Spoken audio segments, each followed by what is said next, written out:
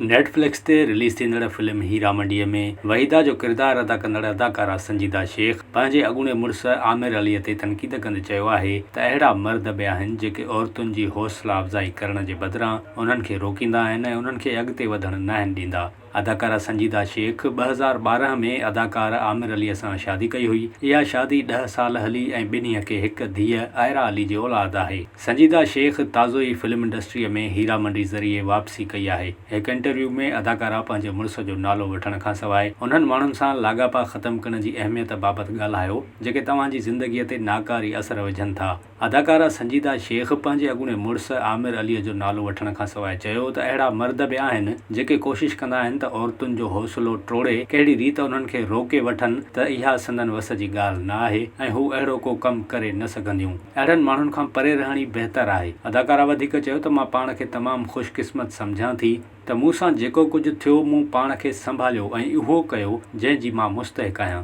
Film हीरा मंडीअ खां अॻु संजीदा शेख ऋतिक रोशन, दीपिका पड़ुकोन ऐं करण सिंह ग्रोवर सां फिल्म फाइटर में कमु करे चुकी आहे।